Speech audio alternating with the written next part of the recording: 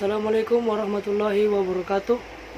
Perkenalkan, nama saya Yusuf Surya Ramadan dari kelas B IKOR NIM 200303501023 akan mempresentasikan hasil kerja saya mengenai PPT biomekanika olahraga, gerak, motion, movement.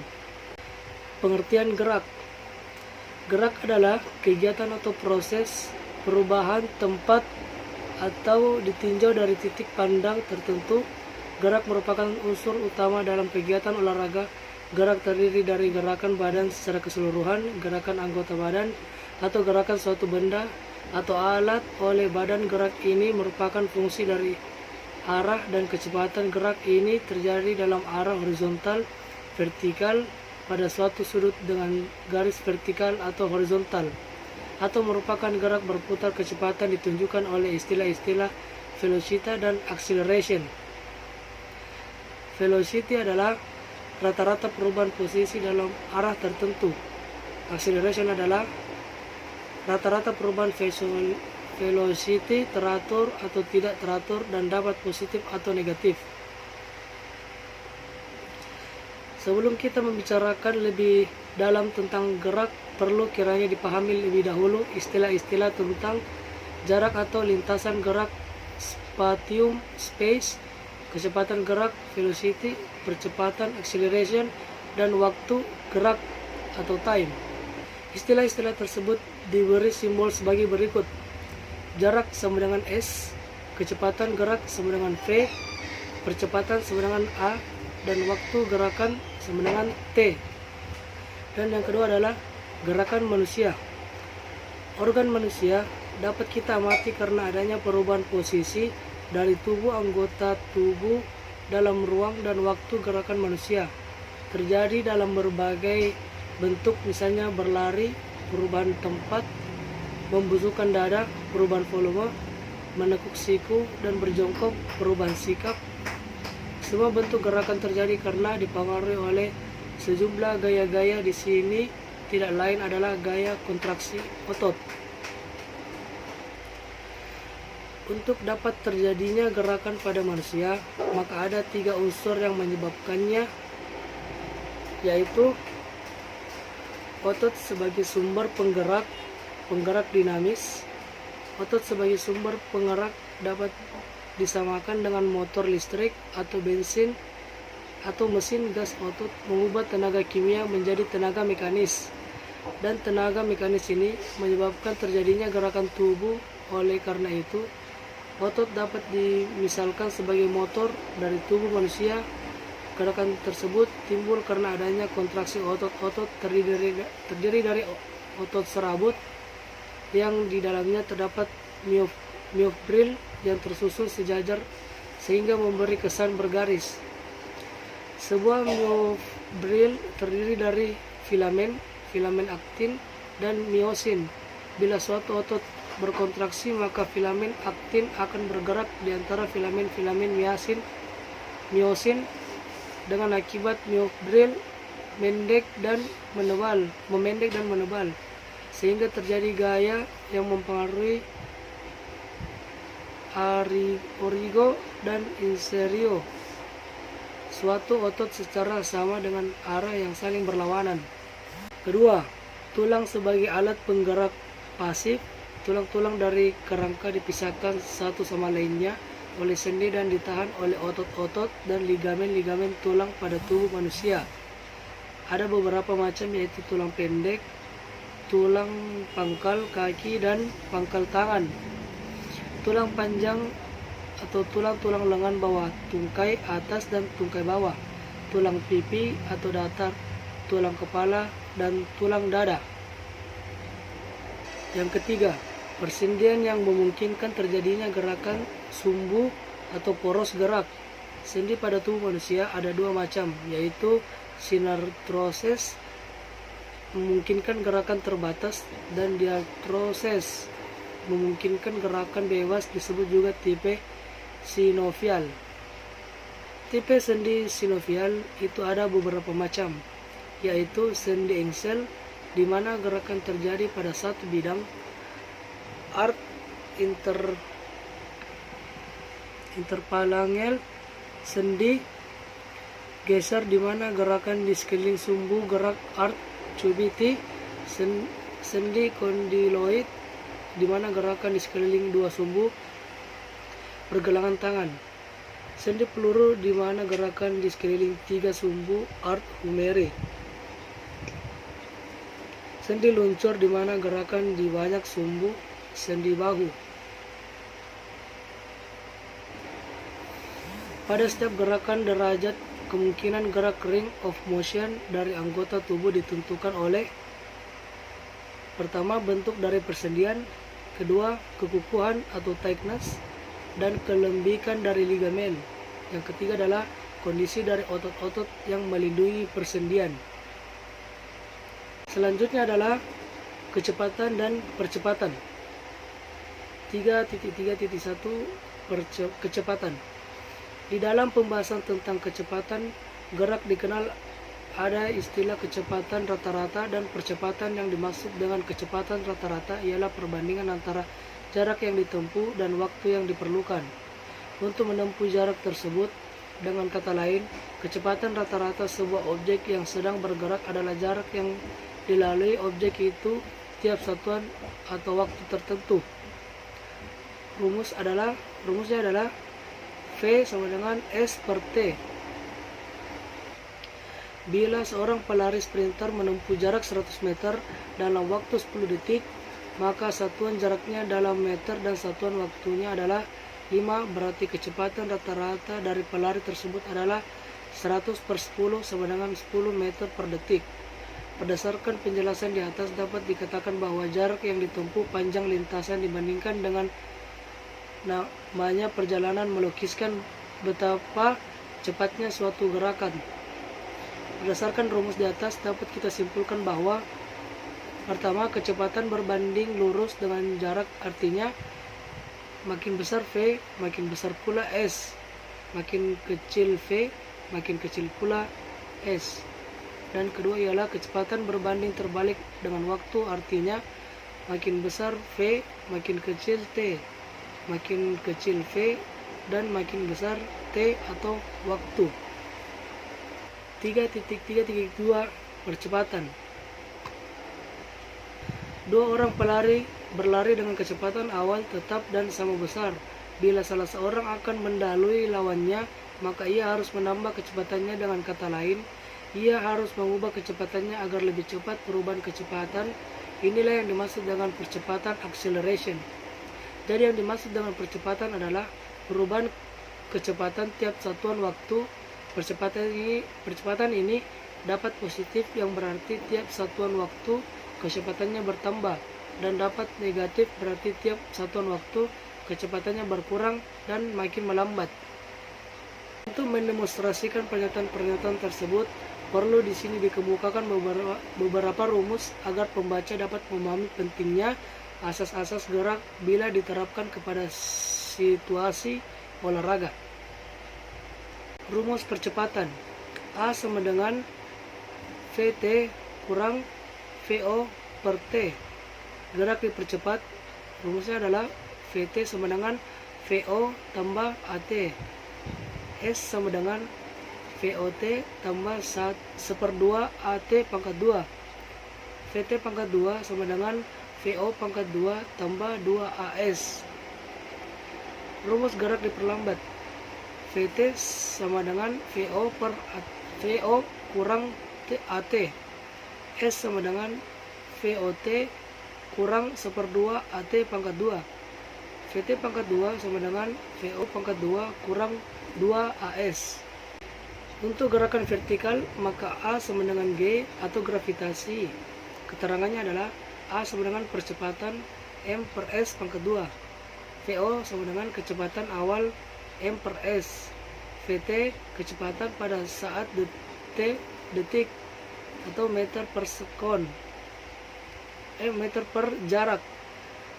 S adalah jarak tempuh atau satunya meter. T sama dengan waktu tempuh atau detik. Selanjutnya adalah macam-macam gerak linear. Jika harga kecepatan itu selalu sama besarnya pada setiap waktu, maka gerakannya disebut gerak beraturan. Jika lintasannya berupa garis lurus, maka gerakannya disebut gerak lurus beraturan. Tetapi jika kecepatan itu tiap-tiap saat selama bergerak selalu berubah, maka gerak demikian disebut gerak berubah. Pada gerak berubah ini ditimbulkan percepatan yang bisa positif dipercepat dan negatif diperlambat. Jika gerak berubah ini lintasannya berupa garis lurus, maka gerakannya disebut gerak lurus berubah.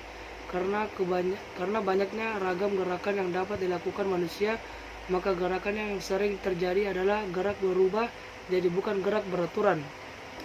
Kecepatan dalam kegiatan olahraga umumnya adalah kecepatan yang berubah. Seorang pelari dengan kecepatan awal sama dengan 0, tetapi kecepatan selanjutnya tidak akan selalu sama.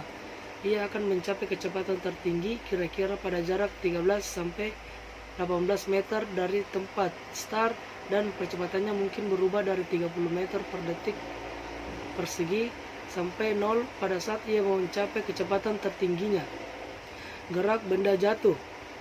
Jika rata-rata percepatan konstan atau tetap, maka dalam waktu yang sama bertambahnya kecepatan juga sama. Dalam kondisi seperti ini, maka gerakannya disebut gerak berubah beraturan. Jenis percepatan ini tidak sering terjadi karena perubahan kecepatan dan objek yang bergerak biasanya tidak teratur dan rumit. Namun ada juga jenis gerak berubah dengan percepatan teratur yang sangat penting di dalam olahraga, yaitu percepatan dari objek yang jatuh bebas. Berikut adalah contoh soal dari gerak benda jatuh. Gerak dari A ke B. ST sama dengan AB sama dengan VOT kurang 1/2 GT persegi atau pangkat 2. VO per G kurang VO pangkat 2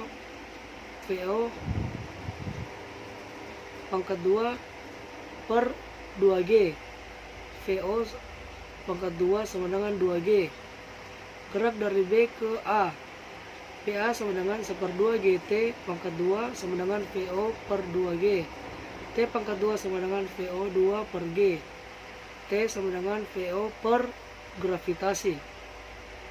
Ternyata waktu dari A ke B sama dengan waktu dari B ke A. Kecepatan ketika berangkat dari A VO ke atas sama dengan kecepatan di A ketika dari B VO ke bawah. Selanjutnya, lintasan peluru, gerak proyektil.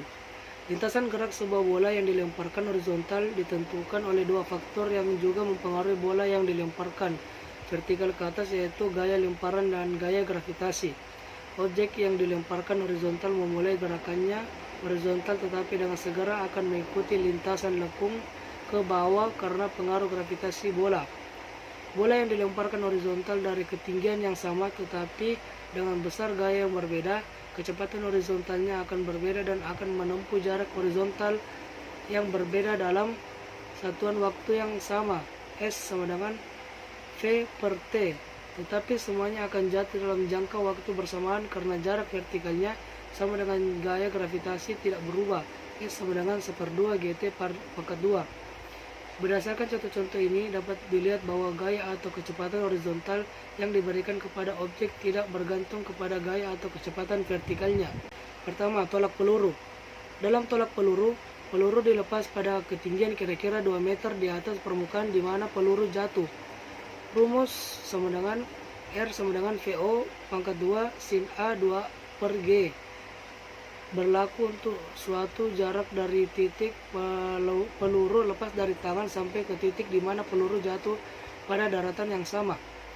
Dua faktor penting yang perlu diperhatikan dalam tolak peluru adalah: pertama, explosive power, yaitu sejumlah kekuatan dalam badan ditambah kemampuan untuk mengubah kekuatan tersebut ke dalam gerakan yang sangat cepat. Kedua adalah sudut tolakan yang besarnya antara 40-43 derajat. Yang kedua adalah lompat jauh. Lompat jauh merupakan salah satu contoh yang lebih sukar dari tolak peluru. Tidak mungkin menghitung jarak lompatan secara tepat dengan menghitung secara gerak parabola lintasan yang dilalui oleh kaki dari balok tolakan sampai menginjak bak pasir. Oleh karena kaki membuat sudut yang berbeda pada waktu bertolak dan mendarat, maka ia menyebabkan titik berat jatuh di bawah permukaan dari ketinggiannya waktu bertolak. Oleh karena itu, rumus yang digunakan untuk tolak peluru dapat dipakai untuk menghitung jarak yang ditempuh oleh titik berat badan, tetapi jarak yang dibuat oleh karena condongnya kaki pada waktu bertolak dan mendarat harus dihitung tersendiri. Kedua jarak tersebut dapat diukur dengan fungsi trigonometri. Dalam hal ini, letak titik berat badan dianggap pada tempatnya yang tetap selama lompatan. Seperti halnya pada tolak peluru, juga di sini faktor yang diutamakan adalah pertama explosive power, waktu tolakan kaki, dan yang kedua adalah sudut tolakan antara 40 sampai 45 derajat. Selanjutnya adalah gerak berputar atau gerak angular rotasi. Gerak berputar adalah gerakan sebuah benda pada sebuah lingkaran atau busur lingkaran terhadap suatu pusat putaran dalam banyak kegiatan olahraga. Gerak berputar ini berhubungan dengan gerak lurus untuk mencapai hasil yang besar. Hubungan dari gerak berputar terhadap aktivitas lari sudah pernah dijelaskan. Aktivitas lain yang menyangkut asas-asas hubungan gerak berputar dengan gerak lurus adalah ayunan baseball atau baseball bat, menembak bola, melempar cakram, melempar bola tolak peluru, dan lempar lembing. Dalam aktivitas, asas-asas yang mengukur gerak berputar merupakan faktor-faktor utama, misalnya dalam aktivitas giant swing, stone, trampolin, swinging, dan driving.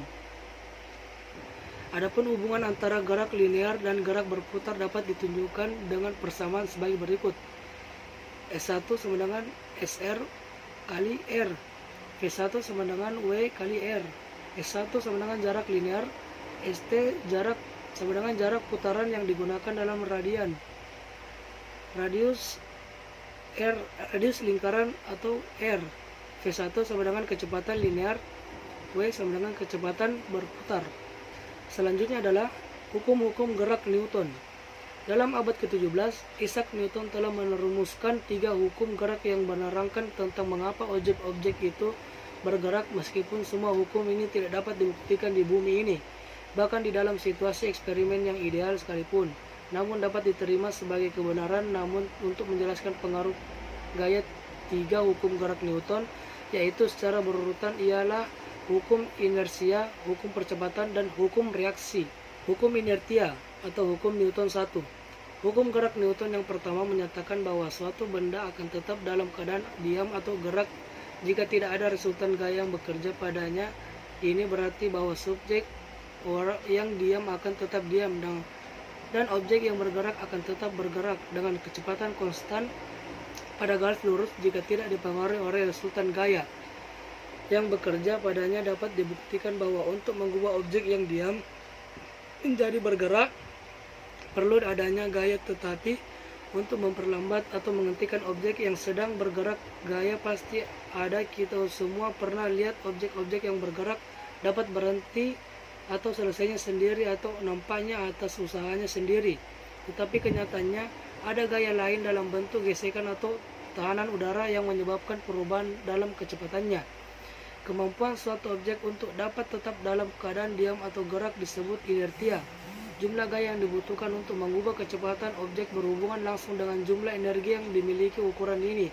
Artinya, dari suatu benda ialah massa, yaitu kuantitas materi yang dimiliki. Makin besar massa suatu objek, makin besar inertianya.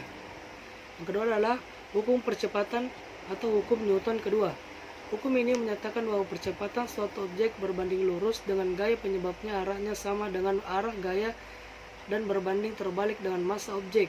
Sangat mudah menunjukkan bahwa perubahan kecepatan percepatan dari suatu objek itu sebanding dengan gayanya dan arahnya sama dengan arah gaya. Bentuk persamaan hukum gerak Newton kedua. V sama dengan M kali A, V sama dengan gaya, M sama dengan massa, dan A sama dengan percepatan. Dari rumus di atas dapat kita simpulkan bahwa percepatan berbanding lurus dengan gaya kekuatan. Artinya, pertama makin besar A atau makin besar percepatan, makin besar pula gayanya.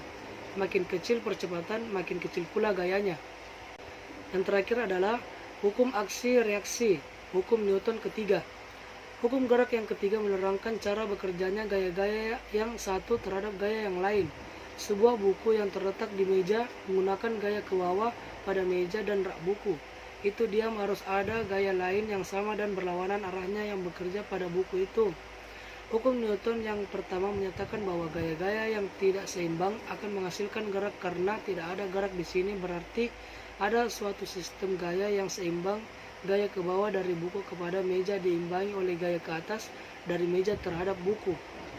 Bila benda pertama mengeluarkan gaya dan dikenakan kepada benda yang kedua, maka benda kedua mengeluarkan gaya yang sama besarnya dan berlawanan arah kepada benda yang pertama. Alasan inilah yang membuat orang kurang dapat bergerak maju pada waktu berjalan di atas es atau pasir daripada di atas permukaan yang keras dan tidak licin. Aksi dan reaksi ini nampak dalam cara-cara yang terhitung jumlahnya, bila mana objek-objek yaitu dalam keadaan bergerak bila perahu kepada dengan reaksi yang sama dan berlawanan menyebabkan perahu terdorong maju. Demikian presentasi yang saya sampaikan untuk biomekanika olahraga. Sekian, assalamualaikum warahmatullahi wabarakatuh.